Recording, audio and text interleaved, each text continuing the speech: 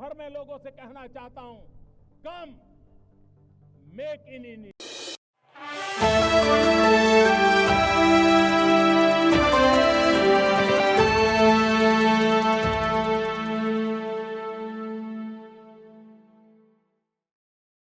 ब्रह्मानंदम परमसुखदम केवलम ज्ञानमूर्तिम द्वंद्वातीतम गगन सदृशम तत्वमस्यादिलक्ष्यम एकम नित्यम निर्मलम अचलम सर्वधी साक्षिभूतम भावातीतम त्रिगुणरहितम सद्गुरुं तम नमामि। श्री विद्यां जगतां धात्रीं सर्गस्थितिलयेश्वरी Namami ललितां नित्यां Mahatripurasundari. On this auspicious occasion, I salute to the divine soul of Sri Guru Gorakshnath Ji Maharaj, Jagadguru Sri Dr. Bala Gangadhar Maharaj, and my special greetings and special namaskarams to Yogi Raj, Pujya Sri Mahant Adityanath Ji Maharaj, Pujya Sri Avadeshanath Ji Maharaj, Padmatma Ji Maharaj and Balaknath Ji Maharaj and all the divine saints who are present and of the dais. It gives me an immense pleasure to be on this occasion.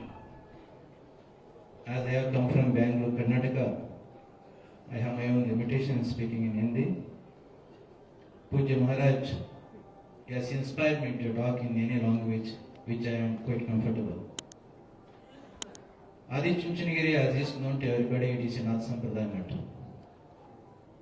I being the 72nd pontiff in the Holy Order, you can understand the longevity and the history which is hidden in the place of time. At this point of time, I must thank Mahakum for having given me an opportunity to come and see you all being in the presence of Pujya Maharaj Sri. As far as Nath Sampradaya is concerned, as Pujya Swamiji has put it forth, Nath Sampradaya, Yogi Sampradaya, being a foundation to all the existing Yoga Parampara. Though many Yoga Paramparas have come much later, Guru Gorakshnath Ji, Matsyendranath Ji, they have laid formidable, strong foundation for Yoga, which is being practiced, because of which our country is elevated to this extent. As far as Western philosophy is concerned, Pujya Paramatman Ji has mentioned something. Plato, the disciple of Socrates, used to tell, always the philosopher should be the ruler of the land. It is in that connection when we reflect our Yogi Maharaj, Maharaj Sri Adityanath Maharaj, being a philosopher, a religious person, Mahant, and spiritual beacon of light, he has become the leader and the ruler of this land, because of which we have been seeing so much of peace and harmony, in spite of crores of people, without any issues how things are going on. I, being the Nath Sampradaya saints and sant, always we are proud to say that we are Nathis, means Nath Sampradaya saints. Today we have been living in the modern society, modern science is elevating like anything. Our young generations are studying in university, learning modern science and modern technology. If we have to teach our children in the language of the yoga, then this is the best philosophy which is going to be suitable to the modern society. Generally, always science questions the spirituality and the philosophy. As far as our Nath philosophy is concerned, not now, even after 1,000 years, it is going to be a very big question for the science, because in Nath Sampradaya, all the modern science, there is an answer in the Nath Sampradaya for all the modern questions. Today we have been seeing evolving quantum science and elevating technologies. For all such, centuries ago, Guru Gorakshnath Ji has given so many solutions for all these things. So, in the light of modern science, our Nath Sampradaya, Advaita philosophy is the real answer for that. So today, it is quite happy for me to see all the Nathis, sannyasis from the Nath Sampradaya, and the sons from Hindu Sampradaya. And being over here, immensely happy, and I must congratulate Pujya Yogi Maharaj, Adityanath Maharaj, the way how the system is run, the way how they have been giving the guidance and light to the society, and so many youth are inspired by his dynamism, at the same time a kind of discrimination and the knowledge and the wisdom which he has been providing. Once again thanking all the saints and praying to bless me, and praying Lord Kalbhaireveshwar and Guru Gorakhnath Ji to bestow all the best possible benedictions upon everybody. I conclude my words. Jai Shri Guru. मैं निवेदन करता हूं परम श्रद्धेय सभी संत योगेश्वरों से, हम सभी आपको सुनना चाहते थे। आपके आशीर्वचन प्राप्त करने के भाव से हमारा मन बहुत उत्सुक है, लेकिन समय के अभाव के कारण मैं सभी सिद्ध योगेश्वरों से, संत महापुरुषों से मैं क्षमा प्रार्थी हूं कि पूज्य महाराज जी को भी और परम श्रद्धेय श्री अवधेशानंद जी महाराज जी को भी अनेकों कार्यक्रमों में सम्मिलित होना है। इसलिए मैं आप सभी के श्री चरणों में प्रार्थना करता हूं कि आपका आशीर्वाद इस पूरी कुंभ नगरी, पूरे भारतवर्ष और पूरे विश्व जगत पर रहे, ऐसी कृपा आप सबकी हम सब पर हो। मैं बड़े मन और भाव से परम श्रद्धेय स्वामी श्री अवधेशानंद जी महाराज जी से, जूना पीठाधीश्वर महाराज जी से निवेदन करता हूं कि आपके आशीर्वचन हम सभी सिद्ध योगेश्वरों को प्राप्त हो। परम श्रद्धेय महाराज जी।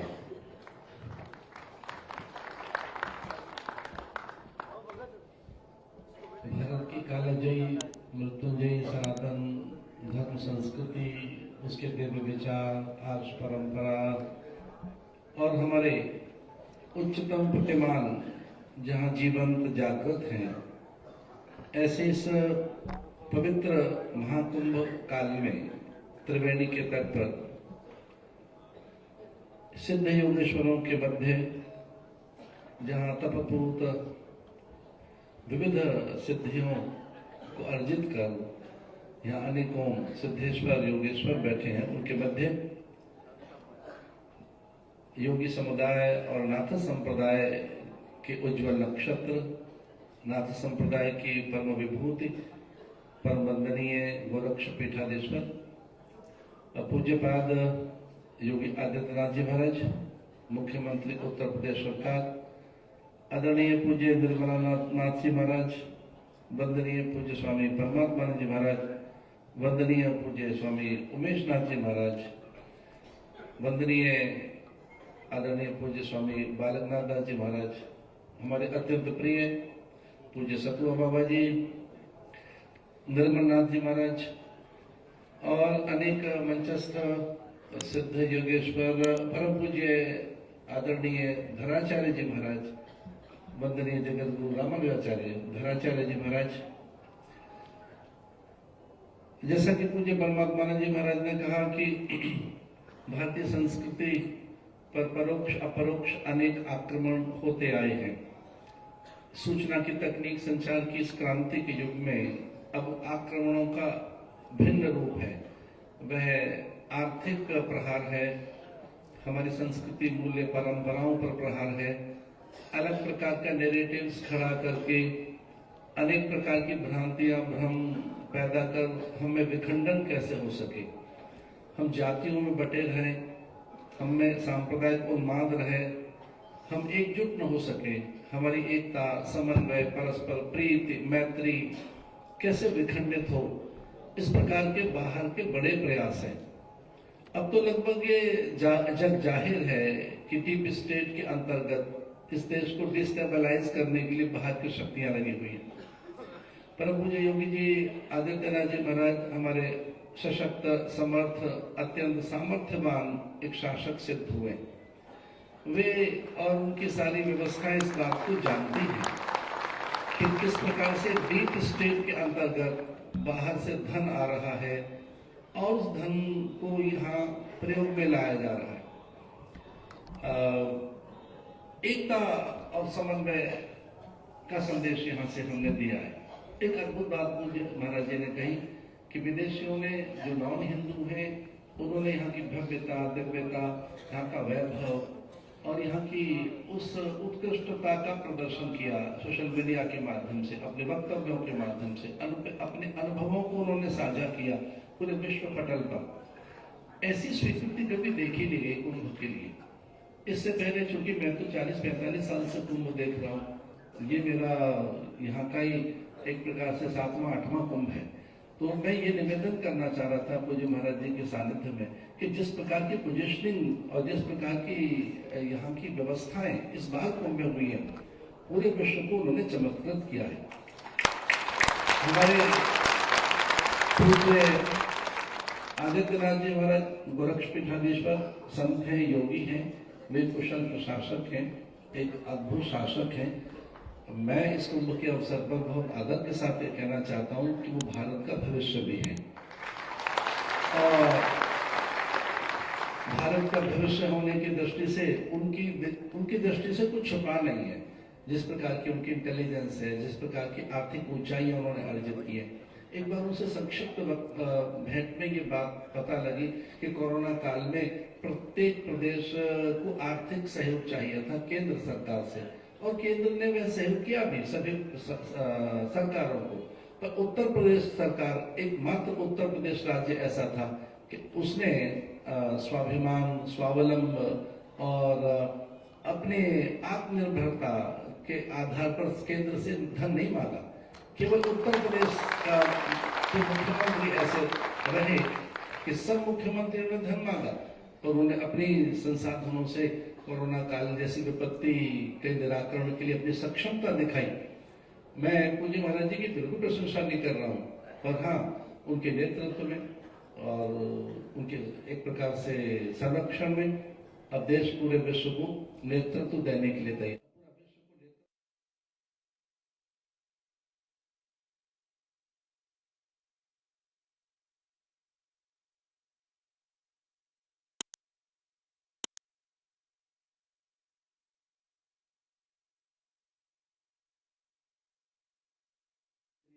मेदिनी के मुंडे मुंडे दिखाई दे रहे हैं, कोई अव्यवस्था नहीं, किसी प्रकार का भय नहीं और कोई व्याकुलता नहीं। ये आपके संकल्प का परिणाम है महाराज जी।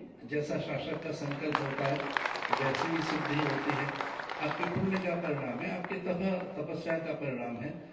और अधिक कुछ कहना नहीं है, बस ये कहना है कि भारत को लेके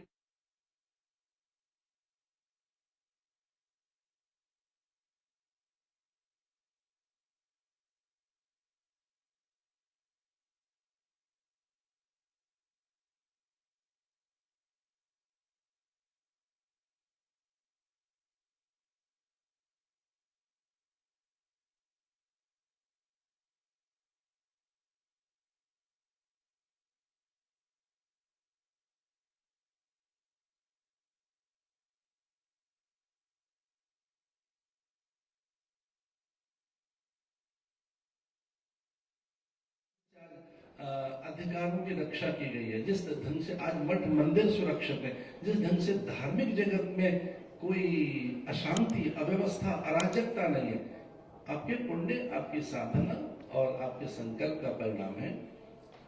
हम सब आपके स्वास्थ्य के लिए भी लंबे समय तक आपका नेतृत्व इस भारत को मिलता रहे, ऐसे भी यहाँ संगम के तट पर देवताओं से प्रार्थना करते हैं। योगी सभा में यहाँ पहुंचकर मैं गौरवान्वित अनुभव कर रहा हूँ, और हम सभी संत, हिंदू धर्माचार्य सभा के संत सुरक्षित हैं, ये कहते हुए कि आप साथ हैं तो फिर विश्व में हम आगे बढ़ते हैं।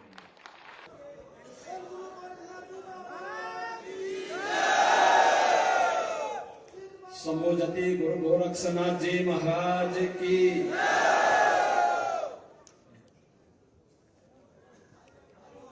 बाबा मस्तनाथ जी महाराज की, सिद्ध योगी बाबा अमृतनाथ जी महाराज की, नवनाथ 84 सिद्धों की, भारत माता की, गौ माता की, गंगा माता की, नमः पार्वती पतिये हर हर।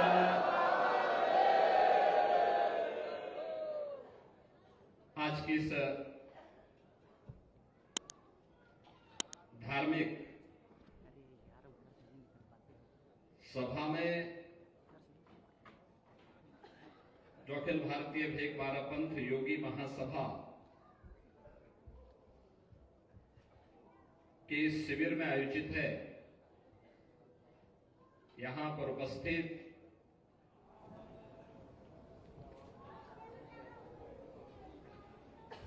जुना पीठाधीश्वर आचार्य महामंडेश्वर और आचार्य महासभा के अध्यक्ष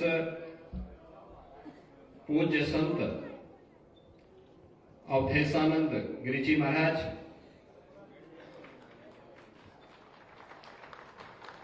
कार्यक्रम में उपस्थित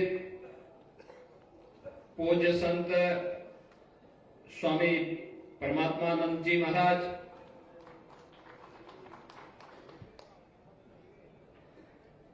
योगी महासभा के हमारे उपाध्यक्ष बाबा मस्तनाथ मठ रोहतक के श्री महंत योगी बालकनाथ जी महाराज,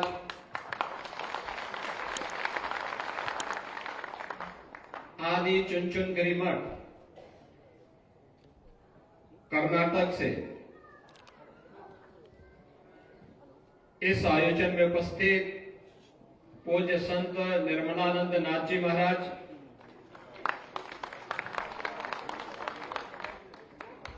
जगत गुरु रामानुजाचार्य पूज्य स्वामी श्रीधराचार्य जी महाराज, जूनागढ़ से यहां पर पधारे पूज्य महंत श्री शेरनाथ जी महाराज, योगी महासभा के महामंत्री श्री महंत चैतन्यनाथ जी महाराज, बाल योगी श्री महंत उमेश नाथ जी महाराज, नाथ संप्रदाय की परंपरा में 12 के श्री महंत योगी कृष्णनाथ जी महाराज, 18 के श्री महंत योगी समुद्रनाथ जी महाराज, श्री महंत संध्यानाथ जी महाराज, श्री महंत रामनाथ जी महाराज, श्री महंत सोमवारनाथ जी महाराज, श्री महंत मिथिलेश नाथ जी महाराज, हमारे पूज्य अखाड़ों के सभी पूज्य संतजन और सभी यहां पर उपस्थित जितने भी हमारे पूज्य आचार्यगण, संतगण, योगेश्वर देश के अलग अलग भागों से यहां पर उपस्थित हुए हैं, मैं महाकुंभ की इस पावन धरा पर आप सबका हृदय से अभिनंदन करता हूं, आप सबको सादर आदेश करता हूं।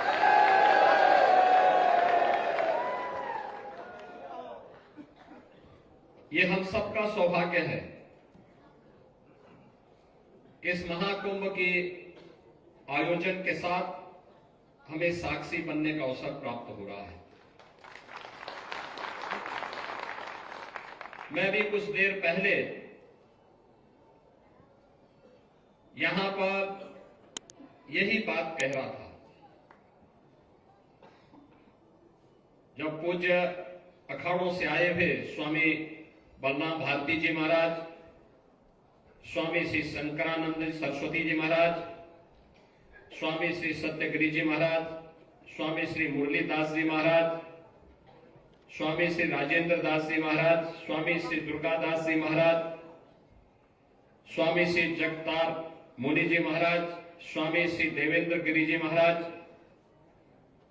और स्वामी श्री जितेंद्र नाथ जी महाराज, स्वामी सुदर्शनाचार्य जी महाराज, इन सभी पूज्य संतों के सानिध्य में मैं मंच पे श्री सतवा बाबा, जगत गुरु सतवा बाबा काशी से पधारे संत महामंडलेश्वर संतोष दास जी महाराज और इन सभी पूज्य संतों के सानिध्य में मैं मंच पे ही बात कर रहा था। जोनाखाड़ा के आचार्य महामंडेश्वर पूज्य स्वामी अवधेशानंद गिरी जी महाराज से कि जब पौष पूर्णिमा के दिन और मकर संक्रांति के दिन कोटि कोटि श्रद्धालु मां गंगा, मां यमुना और मां सरस्वती की इस पावन त्रिवेणी के संगम में डुबकी लगा करके अभिभूत हो रहे थे, जो पॉजिटिव कमेंट उनके द्वारा किए जा रहे थे, उसने पूरी दुनिया की आंखों को खोलने का काम किया। कुंभ क्या होता है? कुंभ का आध्यात्मिक और सांस्कृतिक महत्व क्या है? यह उनके वक्तव्य उस समय दे रहे थे और ये बात बताती है जिसके बारे में देश के यशस्वी प्रधानमंत्री श्री नरेंद्र मोदी जी बार बार कहते हैं कि सदी भारत की सदी है। भारत की सदी का मतलब हर एक क्षेत्र में भारत को विकास की उन बुलंदियों को छूना है, लेकिन हर एक क्षेत्र में कोई देश उन बुलंदियों को छुएगा तब जब उस क्षेत्र से जुड़े हुए प्रतिनिधि अपने दायित्वों का ईमानदारी पूर्वक निर्वहन करें। जो राजनीतिक क्षेत्र में है वो राजनीतिक क्षेत्र में अपना कार्य कर रहे हैं। सेना सीमा पर देश की रक्षा का काम कर रही है। जीवन के प्रत्येक क्षेत्र में हर एक तबका अपना अपना कार्य कर रहा है। धार्मिक जगत से जुड़े हुए हमारे पूज्य संतों का दायित्व भी तो यही बनता है और यही वे कर रहे हैं। भारत की सनातन धर्म की संस्कृति दुनिया के अंदर पहुंची तलवार के बल पर नहीं,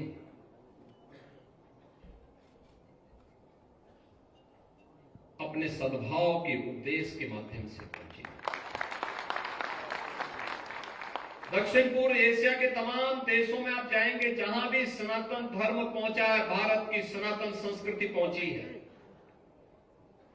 वहां पर उन्होंने अपने कार्य से, अपने व्यवहार से,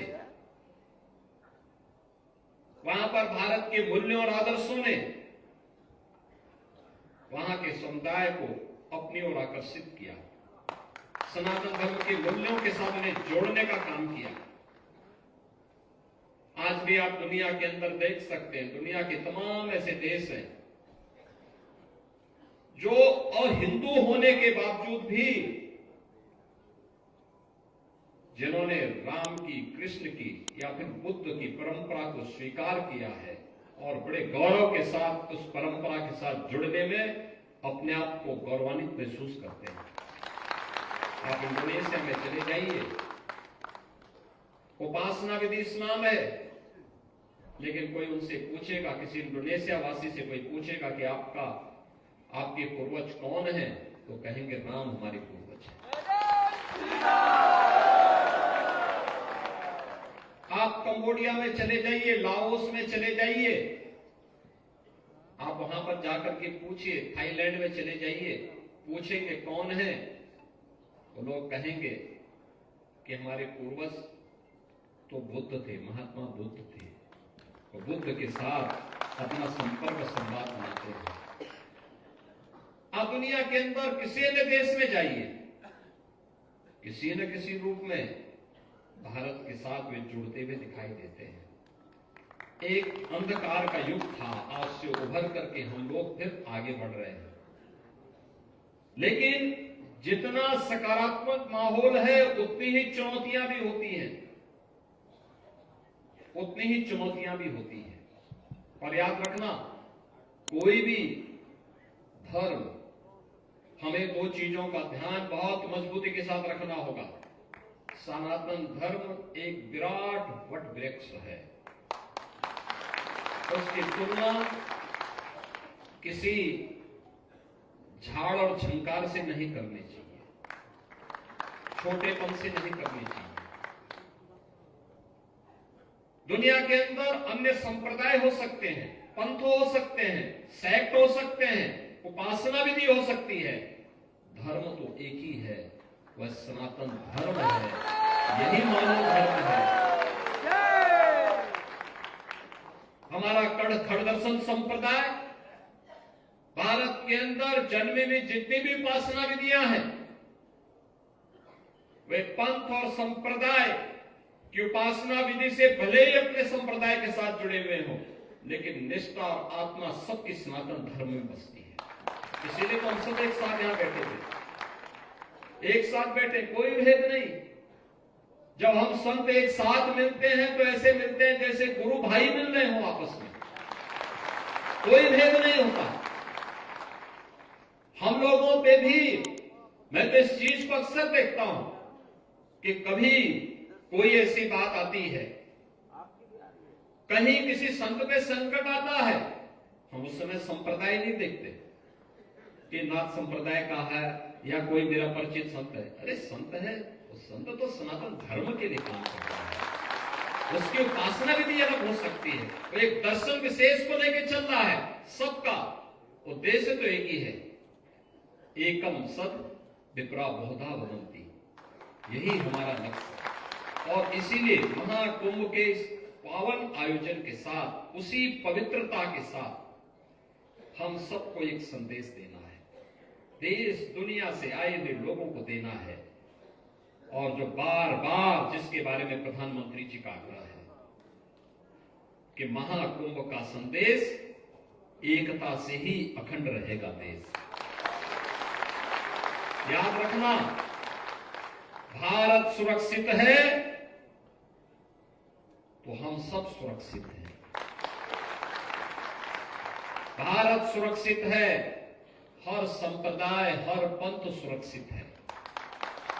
और अगर भारत के ऊपर कोई संकट आएगा तो संकट सनातन धर्म पर आएगा। सनातन धर्म पर संकट आएगा तो भारत के अंदर का कोई भी पंथ और संप्रदाय अपने आप को फिर सुरक्षित महसूस न करे, और संकट सबके ऊपर आएगा। इसलिए संकट की नौबत आने न पाए, इसके लिए एकता का संदेश, एकता का संदेश। आपने देखा होगा क्या पवित्र भाव के साथ महाकुंभ का आयोजन, कोटि कोटि श्रद्धालु आ रहे हैं। आज यहाँ पे प्रयागराज में कुंभ क्षेत्र में, कुंभ मेला क्षेत्र में, कुंभ महानगर में, इस कुंभ महानगर में 2 करोड़ श्रद्धालु वर्तमान में इस समय यहां पे है। सभी सड़कें चौक हो चुकी है, एकदम भरा हुआ है और लगातार ये चलेगा। आप अनुमान करिए, हमारे पूज्य संत जन दुनिया के तमाम देशों में जाते हैं। पूज्य अवधेशानंद जी महाराज, पूज्य परमात्मानंद जी महाराज, पूज्य निर्मलानंद नाथ जी महाराज, अन्य हमारे पूज्य संत जन दुनिया के तमाम देशों में जाते हैं। आप मुझे बताइए कि पिछले 10 दिनों के अंदर महाकुंभ के संगम में, त्रिवेणी के पावन संगम में 10 करोड़ से अधिक श्रद्धालु अब तक स्नान कर चुके हैं। और अगले 35 दिन के अंदर, जो बचे हुए 35 दिन हैं, इन 35 दिनों में ये संख्या पहुंचेगी 45 करोड़ तक। दुनिया के अंदर कितने देश हैं? दुनिया के अंदर कितने देश हैं जो 45 करोड़ लोगों को एक अस्थायी सिटी में आमंत्रित करके उनको जोड़ने का संदेश दे रहा है? और दुनिया के अंदर कौन सा ऐसा देश है और जहां पर कोई भूखों नहीं सो सकता? किसी भी अखाड़े में जाएंगे, किसी भी शिविर में जाएंगे, वहां पर उसको 2 जून की रोटी मिल जाएगी, आशीर्वाद भी मिलेगा, दक्षिणा भी मिलेगा और प्रसाद भी प्राप्त होगा, क्योंकि सनातन धर्म ही दे सकता है। आप जाके देखिए, लाखों लोग, करोड़ों लोग आ रहे हैं, कोई चिंता नहीं, उन्हें मालूम है, कोई चिंता नहीं उन्हें, कहां रहना है ये भी चिंता नहीं, कहां सोना है, क्या खाना है, कैसे जाना है, कोई चिंता नहीं। बस उठाया अपना बैग, उठाई गठरी और वे आ गए हैं कुंभ में। ये है ताकत सनातन धर्म की, और यही ताकत है हमारे पूज्य संतों की, यही ताकत है। उसकी कोई जाति नहीं पूछ रहा है, उसका कोई पंथ और संप्रदाय नहीं पूछ रहा है, उसका कोई नाम नहीं पूछता है। पूज्य स्वामी अवधेशानंद गिरि जी महाराज के पंडाल में 50 देशों के प्रतिनिधि भी वहां भरे पड़े हैं।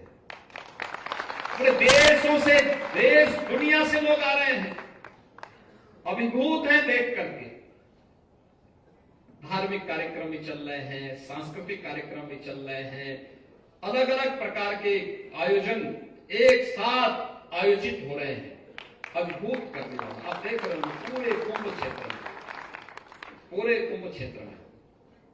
और इसमें भी सबसे अच्छा तो ये लगा मुझे कि पहले दिन से ही, यानी कुंभ प्रारंभ होने के पहले दिन से ही हर अखाड़े में जाकर के और हर पंडाल में जाकर के सतुआ हुआ हर एक जगह के भंडारा पा चुके हैं,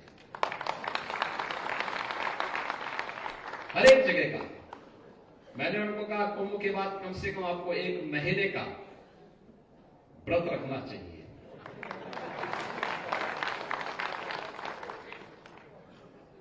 लेकिन उन्होंने संतों को सुविधा प्राप्त हो, पूज्य संतों को यहां पर सम्मानजनक ढंग से एक व्यवस्था मिल सके, प्रशासन के साथ मिलकर के तारतम्य स्थापित करके कुंभ की व्यवस्था को महाकुंभ के अनुरूप कैसे किया जा सकता है, इसको लेकर के कार्यक्रम किया।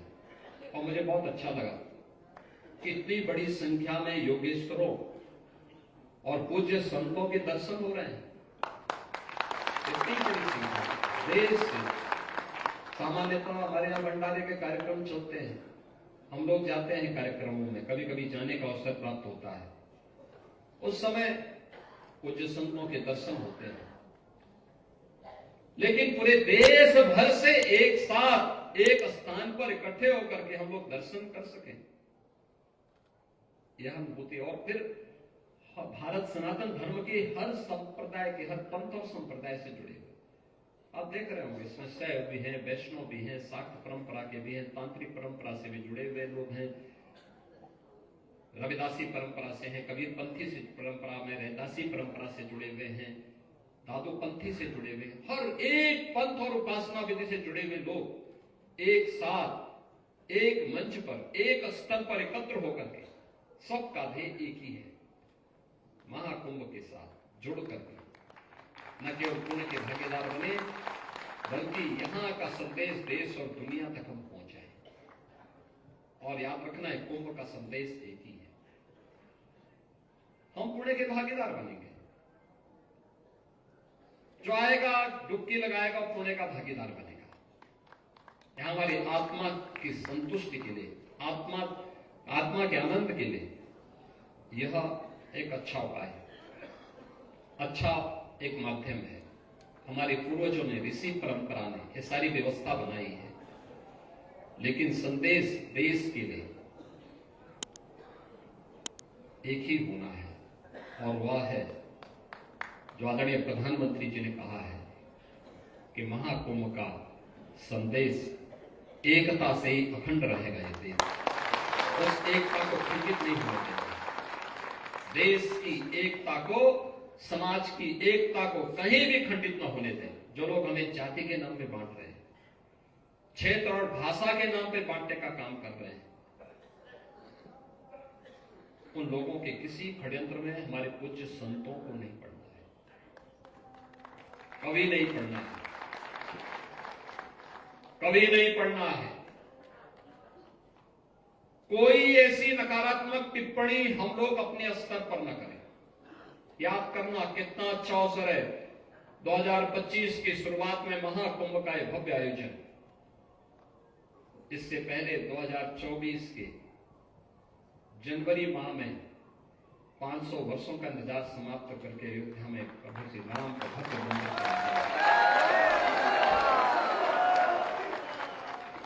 आप याद करो ना, 500 वर्ष, कितनी पीढ़ियां चली गई, कितनी पीढ़ियां चली गई। कुंभ का वो भव्य आयोजन वो 2019 में प्रयागराज में ही हुआ था। इलाहाबाद से प्रयागराज हुआ, भव्य कुंभ का आयोजन हुआ। और भव्य कुंभ में पूज्य संतों का जो संकल्प था कि अयोध्या में राम जन्मभूमि पर भगवान राम का मंदिर बनना ही चाहिए, आखिर वो मूर्ख इस सब आएगा। बस एकता का संदेश जन जागरण के माध्यम से समाज को जोड़ते जाइए। जितनी मजबूती के साथ आपका कार्य होगा उतना मजबूत समाज बनेगा। समाज मजबूत होगा तो राष्ट्र की अखंडता को दुनिया की कोई ताकत चुनौती नहीं दे पाएगी, कोई चुनौती नहीं दे पाएगी। आज के इस अवसर पर मैं एक बार फिर से सभी पूज्य संतों का, आचार्यों का, आचार्य महामंडलेश्वर का, अखाड़ों के आए हुए हमारे सभी पूज्य संतों का, आप देश के अलग अलग क्षेत्रों से आए हुए और दुनिया के भी तमाम देशों से आए हुए सभी पूज्य संतों का मैं नाथ संप्रदाय के इस पंडाल में, जो हमारी एक व्यवस्था के अंतर्गत यहाँ पे बालकनाथ जी, शेरनाथ जी, चेताई नाथ जी महाराज, हमारे 12 और 18 के श्री मोहन जी, गोरखपुर से योगी कमलनाथ जी भी आए हैं, देवपाटन से मिथिलेश नाथ जी भी आए हैं, और भी अन्य सभी पूज्य संत जन, सभी लोग मिलकर के 12 और 18 की परंपरा से जुड़े हुए सभी पूज्य योगेश्वरों के सानिध्य में जो पूरे योगेश्वर यहाँ एकत्र हुए हैं, खड़ दर्शन संप्रदाय से जुड़े हुए हमारे पूज्य संतजन उपस्थित हुए हैं, इन सब का मैं एक बार फिर से हृदय से अभिनंदन करता हूँ, स्वागत करता हूँ। और कुंभ के संदेश को हम पूरे देश के अंदर हर सनातन धर्मावलंबी के घर तक पहुंचाने का काम करेंगे इस विश्वास के साथ। इस पूरे आयोजन के लिए मैं यहाँ पर अपनी व्यवस्था से जुड़े हुए सभी पूज्य योगेश्वरों के प्रति हृदय से आभार व्यक्त करता हूं, आपका अभिनंदन करते हुए अपनी वाणी को यहीं पे विराम देता हूं। धन्यवाद।